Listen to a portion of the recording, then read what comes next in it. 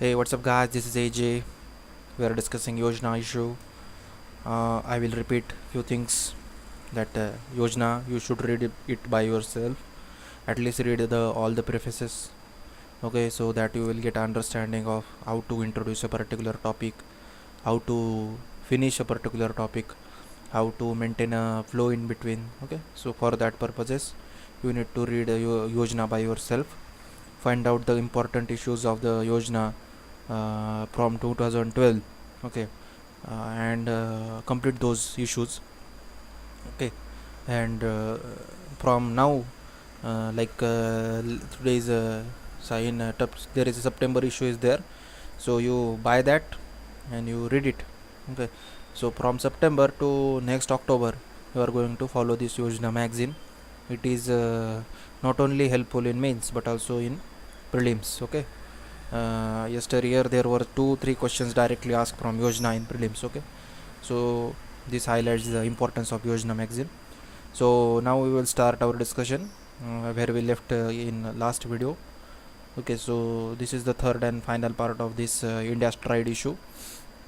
Okay, so now we are going to discuss quality education in contemporary India. Okay, so see what is the current situation of education in India. There is a inadequate infrastructure, there is a demotivated teachers are there, then unwilling and irregular students are there.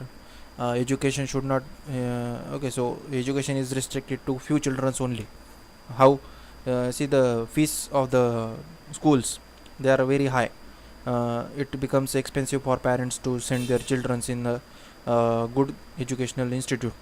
So what happens, many people don't allow their children to learn in education institute because they are not they are not able to provide their fees. So education is restricted to few students only.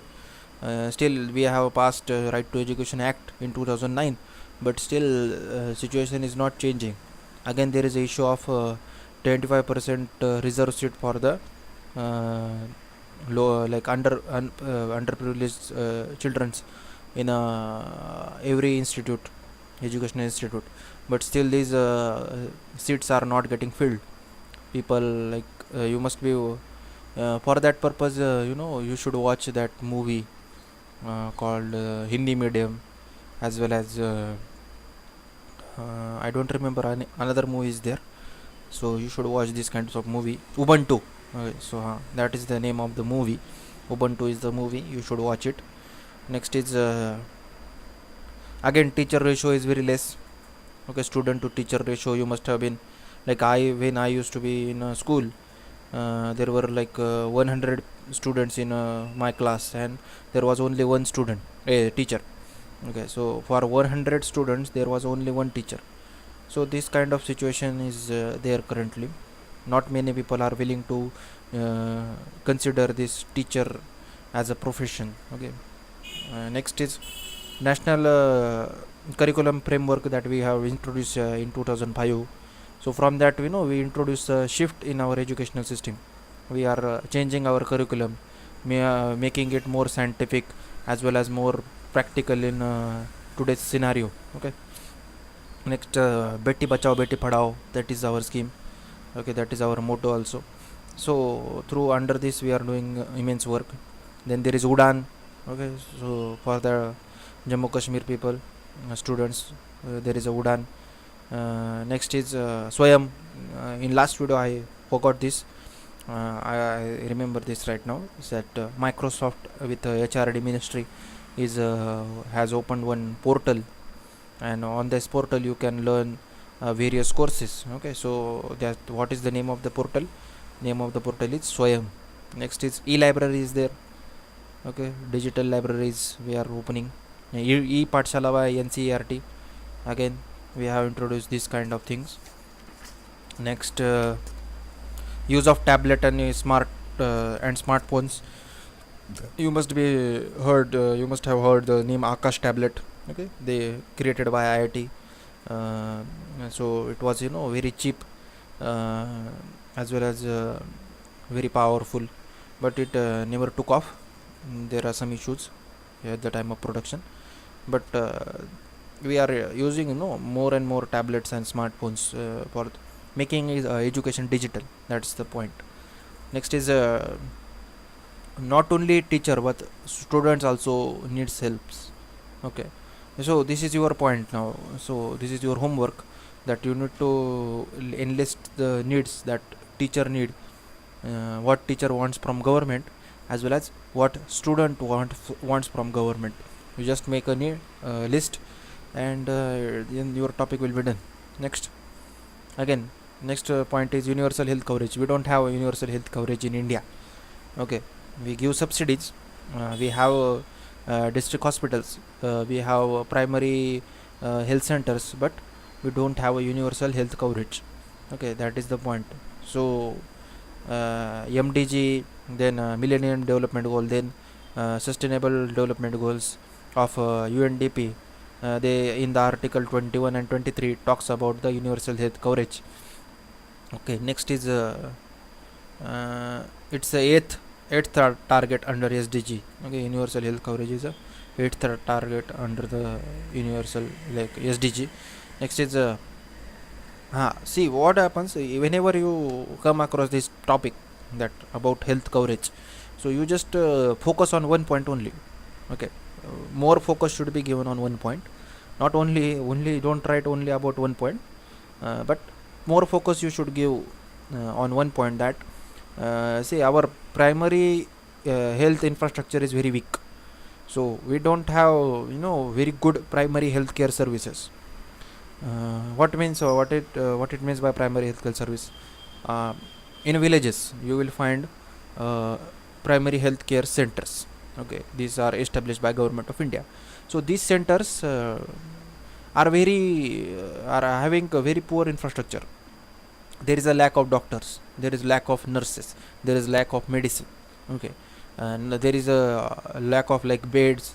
There are no proper beds are there, no saline facilities are there. Okay, so and then though if they don't even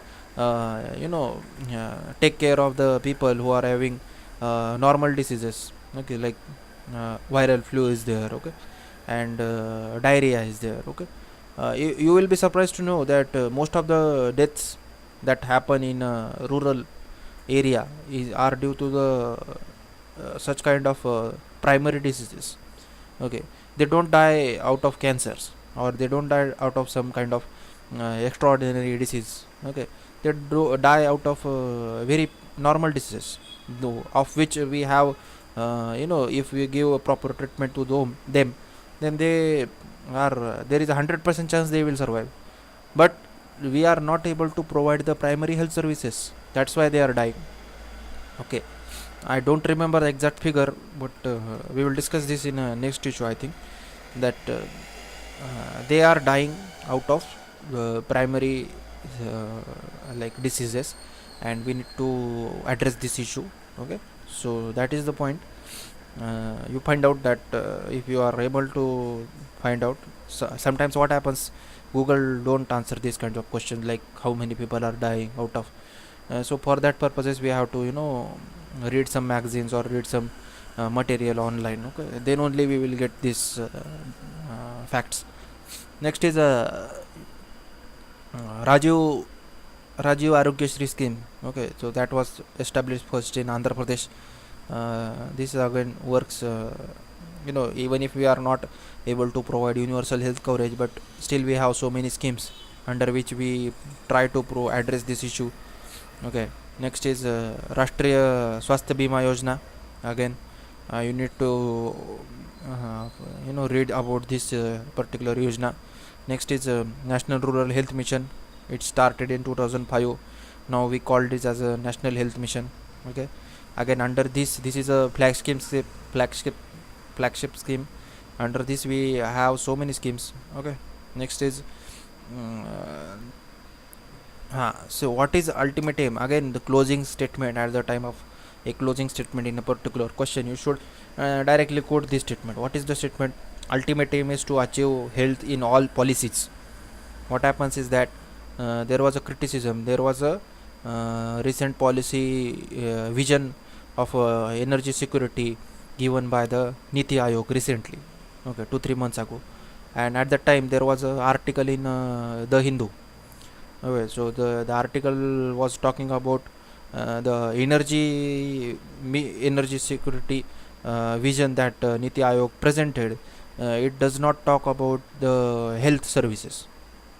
I was very surprised because we generally don't think about what could be the relation between energy security and health services. Okay, we fail to realize this connection between these two, but we need to understand that there is always a health aspect in every policy. We have to address that aspect. Okay, so even if you are making any particular policy, like for energy security, for agricultural sector, for defense sector, at the same time there is a health angle to it. We need to address that. Okay, I will encourage you to read that article, find out, just google it, you will get that.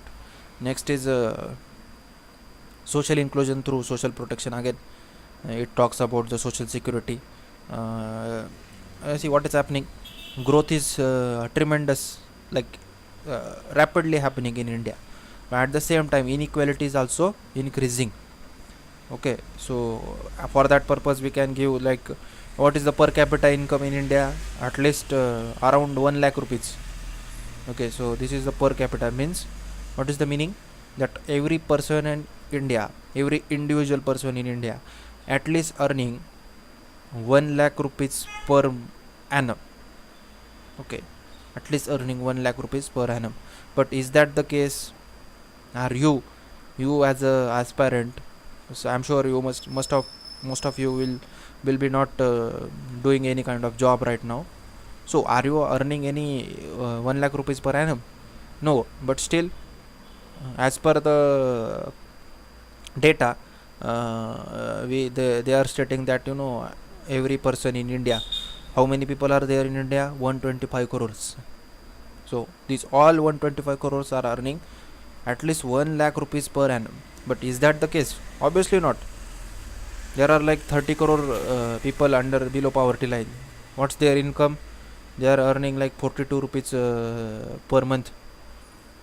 Okay, so this is what it signifies. It signifies the income inequality. Okay, there is a huge income inequality. We need to address that. For that purpose we can give again one example, that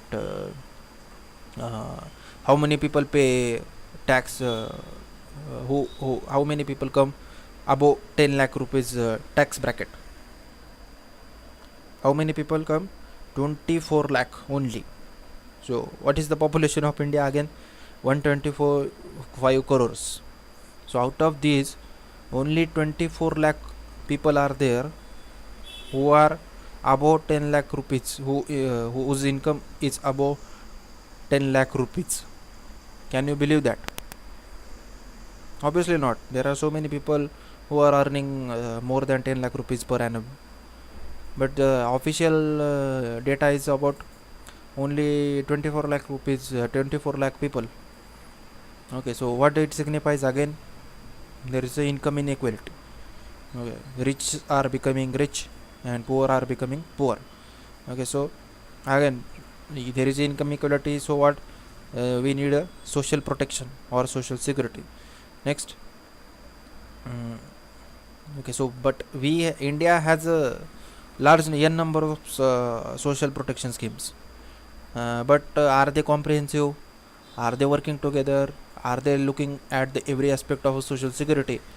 Then there are some problems. We cannot say that this is they are perfect. Next is Manirga is there. Okay, so we have introduced Manirga, Mahatma Gandhi National Rural Employment Guarantee scheme. Okay, so that we introduced, but what is happening? There is still demand supply gap. Means what? There is a what is the promise that we do? We give is there we will give the subscriber of Manirga at least 100 days of paid work. Okay, but how much we are giving? In an average we are giving only, we are able to provide 46 days of work only. Again, that is the official data. Okay, how much we are providing them? 46 days of work only. How much we ought to provide them? 100 days of work. Okay, so then again there is a demand supply gap. Okay, we are not providing them any kind of payment. Okay, so that is the problem. Next, uh, under Manerka there are poor performing state like Uttar Pradesh, Jharkhand, Bihar, and Assam. Again, predominantly focus on these states. You should, as a UPSC aspirant, most of the time what we do is we talk about Maharashtra, Gujarat, Karnataka, Andhra Pradesh, Tamil Nadu, these states only. But we forgot to talk about Chhattisgarh, Orissa, Jharkhand, West Bengal, then Bihar, then all the northeastern states. Arunachal Pradesh is there, Assam is there, Meghalaya is there, Tripura is there, okay, Sikkim is there, and the upper states like Himachal Pradesh, Uttarakhand, okay, Jammu Kashmir is also there. So focus on these states only. Okay, find out the geographical features of these states. Find out the what kind of soils they have. Find out what kind of demographic dividend they have. Okay, what kind of resources they have, what kind of problems they are having, what kind of diaspora is there. Okay, so we need to find out this all these issue, focus on these. Again, don't forget Andaman Nicobar, Lakshadweep. Okay, so these are also our union territories like Puducherry, Pondicherry, Diu Daman, okay, Dadra Nagar Haveli. So there should be focus on these. What happens, most of the aspirants don't focus on these geographic locations. There was a recently in 2016, there was a 2017 there was a question on which island is near to Andaman and Nicobar.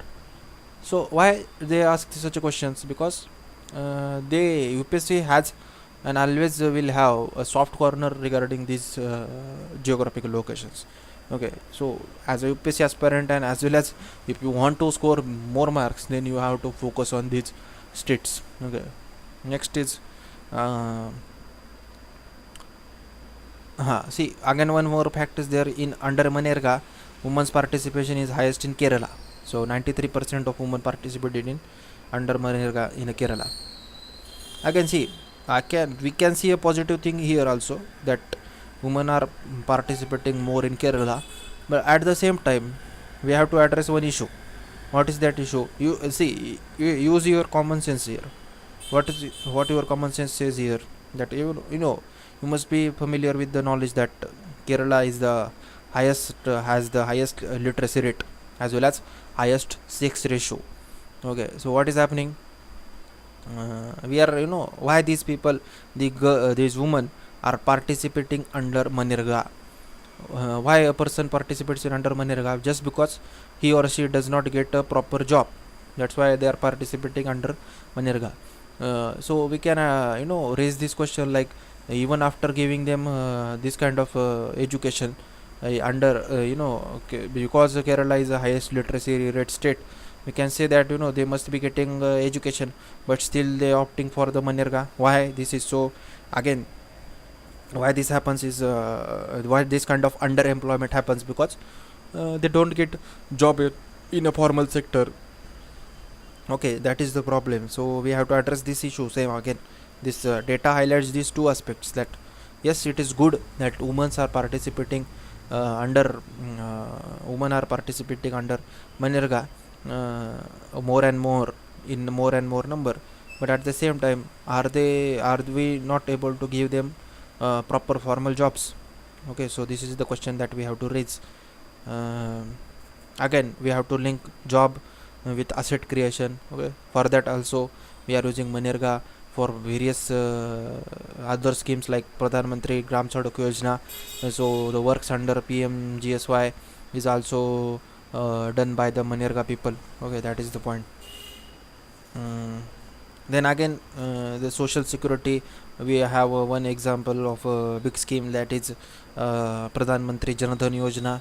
Under that way, we try to include increase the financial inclusion in rural areas. Okay, so there are some positive and negative points of Pradhan Mantri Jan Dhan Yojna. If you have a vision, then read it from the vision, that they have covered this very comprehensively. So you should read the document.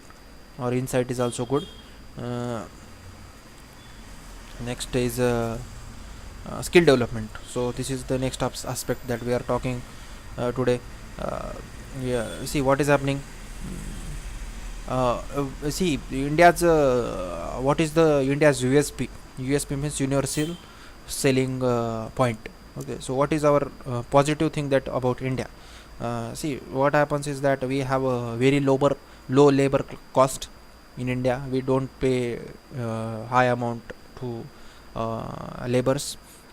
And next is a rich talent pool. Again, our people are very rich in the sense that they have the brain, mathematical brain is there. So they learn quickly, they understand quickly, they do things quickly. So that is what our USP is. Next is in 2025 India will contribute 35% of the global workforce. What is happening? One third of people live in India, like 17% of people uh, will are living in India right now. So how much almost twice that we are going to contribute in a global workforce in 2025. So we have a Herculean task of skilling 500 million people by 2022. Okay, how many we have to skill? 500 million. How many graduates passed every year? 12 million. Out of those 12 million, how many are able to do the job properly? Only 10%. Okay, they have required skills. Others just collect the degree from the university. They don't learn anything because of the poor educational infrastructure that we have. Only out of 12 million passing every year, only 10% are able to work somewhere. Okay, that is the real fact. So again we have to know, like remaining 10 million we have to teach, we have to give them skills every year. So by 2022 how much we want to skill, how many people we want to skill? 500 million. Next is again, if you see the few past plannings that we done, there was not much focus on skill development till 11th plan. Okay, till we had 12 5-year plan. Out of those till 11th, like only 12th plan focused on the skill development. So past 11 never bother to think about skill development. Okay, that is the it shows the very reality about India's planning. Next is um, see in the age group of 15 to 59. Okay, in the age group of 15 to 59, only 22.2% reported to having received formal vocational course. So I will give you one example. If you go to do, if your bike's bike is not working, so you go to the nearest mechanic, and you will find that a small children, a small young guy is working in that mechanic or in that garage. He is learning from his master. Okay, so what happens? Most of the time your vehicle is received by that guy only. The main owner of that particular garage, he sits somewhere, and the person who is going to entertain you will be the guy who is of the age of like at max he will be like 25 years old. Okay, so what happens? He learns about all the things related to bikes from his master. Okay, what happens? This is called as a informal learning. Okay, so I will give one example. uh, uh, like in Aurangabad, Maharashtra, there was like one big event happened in 2012, that they 150 businessmen from Aurangabad purchased uh, Mercedes E-Class. So each E-Class has like 50 lakh rupees price tag. Okay, so 150 businessmen from Aurangabad purchased Mercedes E-Class. Okay, so now what happened? At that same time, there is a Polytechnic College in Aurangabad. So that Polytechnic College contacted Mercedes Benz India. Okay, and they, they talked with them, and they created one course. What was the course? If anybody wants to repair Mercedes Benz, then there was a course introduced by the government Polytechnic College, Aurangabad, and that if you subscribe to that vocational course, okay, so in 6 months they were going to teach you how to repair Mercedes Benz. Okay, so what is this? This is a formal vocational course, and what we earlier discussed is a informal vocational course. So if you see, like in the age group of 15 to 59 years old, there are only 2.2% reported that they took a formal education course, formal vocational course. Okay, so you might say that if they are learning a informal way, what's the point? What's your problem? See what happens. They might they might not know all the aspects of a particular bike or car. They might make some errors. Again, always it is better to learn a formal way, through formal way. It gives you confidence, as well as it gives you certificate, as well as you will get all the aspect, all the basic knowledge. You will learn it from that course, and it will be better for you. Okay, learning informal way, nothing is wrong with that, but not everybody is going to learn perfectly in an informal way. There will not be checks and balances. So for that purpose, you should go and learn from a formal vocational course. That is the point that author is making. Next is okay, so what will be the industries what will be the industries job regarding skill development? What will be the private sector's role regarding skill development? So first is forecasting industry demands. We discussed this Mercedes Benz issue.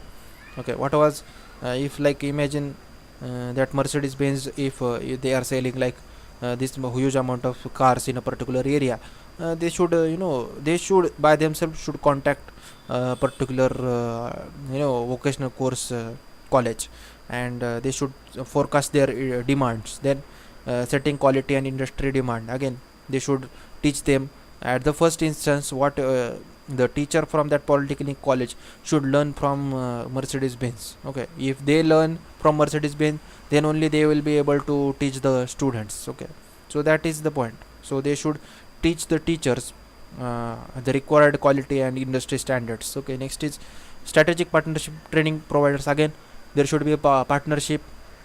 Okay, they should not only like, if a person learns how to repair a Mercedes Benz, then he should get a job opportunity also, na.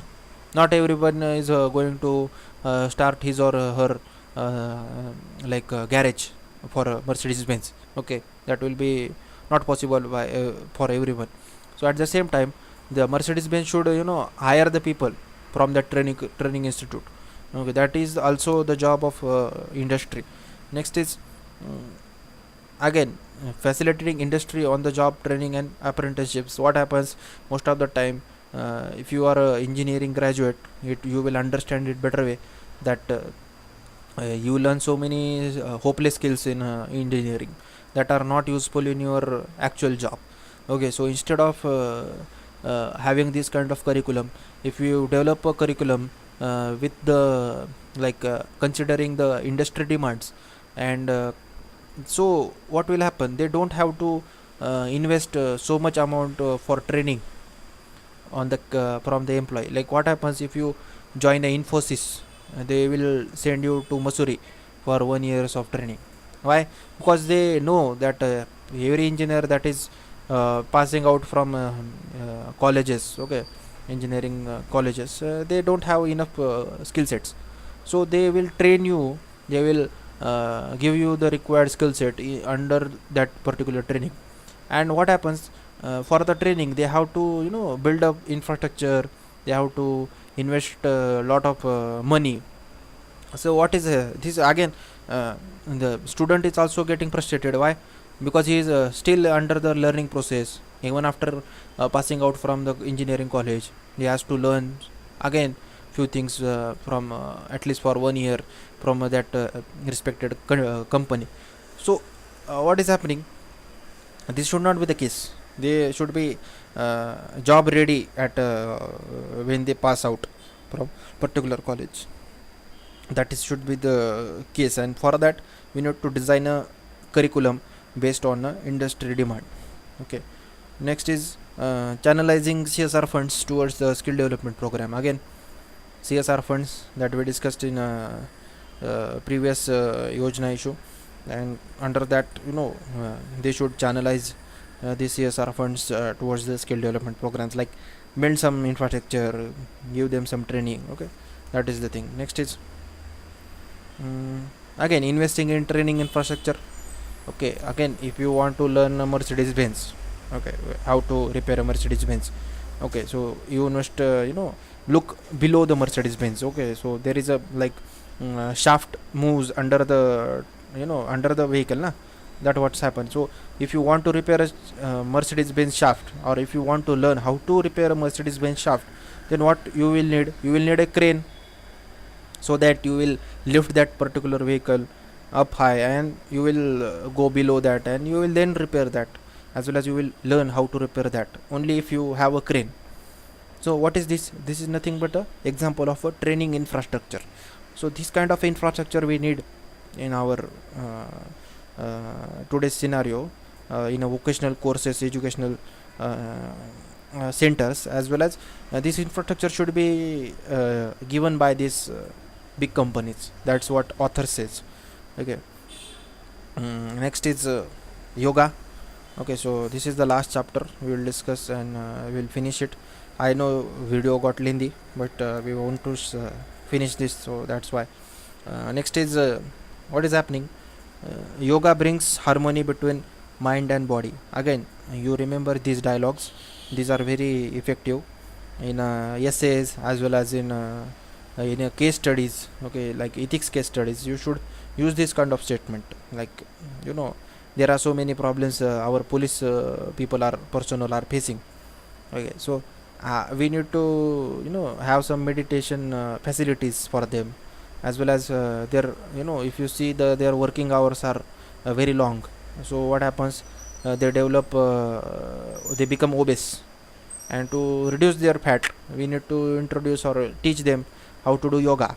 Okay, and so for this purpose, you should use this kind of statement, like yoga brings harmony between mind and body. It is it helps you to balance your state of mind. Next is yoga is a precious celestial gift to mankind.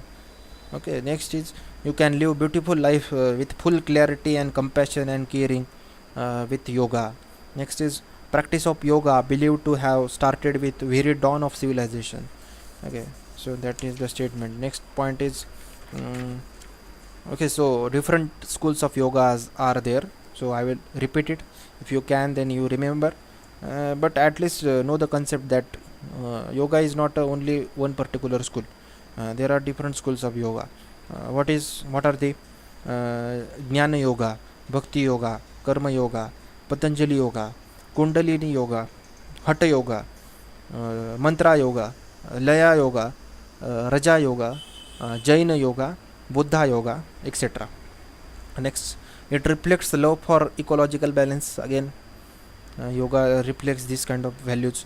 Next is it is widely practiced by sadhus, and they practice which types of yoga: yama yoga, niyama yoga, asana yoga, pranayama yoga, pratyadhara yoga, dharna yoga, dhyana yoga. So these kind of yogas are practiced by our sadhus.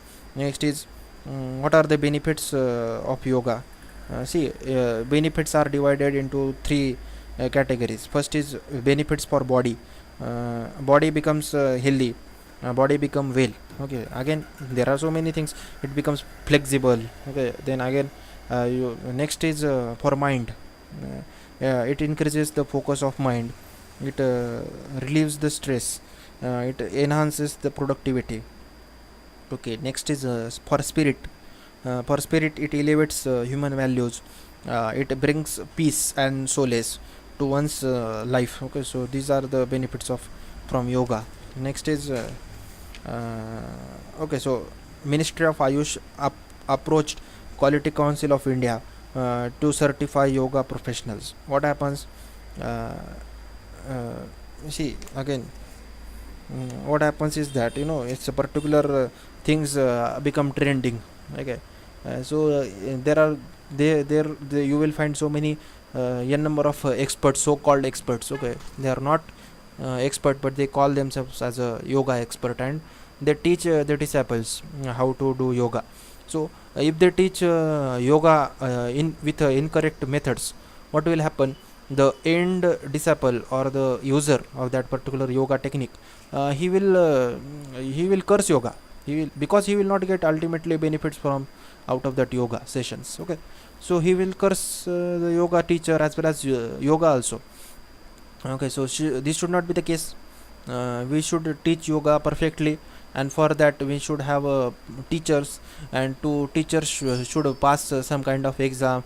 There should be quality checks of these teachers. Okay, for that Ministry of Ayush approached Quality Council of India, and so they wanted them to certify people who are so-called yoga experts, and give them certificates if they are yoga experts, and through this certificate only they will get to know if a end user, the person who is approached to that particular master, he will get to know what is the quality of that master, as well as what kind of fees he should pay based on that quality na.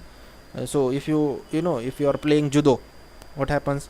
There is a white belt first, then there is a yellow belt, then there is a brown belt, then there is a black belt, then first degree black belt, third degree black belt. These kind of qualities are there. Okay, so same thing should happen with yoga. Okay, so primary yoga teacher, secondary yoga teacher, yoga guru, yoga master, so this kind of designation we can associate with yoga, and so that there will not be misleading of the disciple, okay, regarding yoga. So that is the point. Next is yoga training to armed forces. Again, we have discussed this same point. Police personnel, armed forces, okay, even government employees, all the government employees should have these kind of sessions, like every week there should be yoga session. Okay, so what will happen? They will cherish their spirit, they will learn the ecological balance, they will there will be happiest there will be happiness in their state of mind. So if the employee is happy, he will work positively, he will make environment positive, he will attract more customers towards him, and there will be better state, and there will be better governance ultimately. So for these purposes we should encourage yoga, practicing yoga. Next is what happens if you practice individual practices yoga, individual becomes a peaceful individual. Next he will become there will be, because of the peaceful individuals, he will make a peaceful family, and because of the peaceful family there will be peaceful society, because of the peaceful society there will be peaceful state, and because of the peaceful state there will be peaceful world. Okay, so that is the ultimate aim of the yoga practices. Okay, so thus we have finished our India Stride Yojna. Okay, so I hope you have learned few things. Okay, so thanks guys for watching this video, and we will meet in a next video. Peace.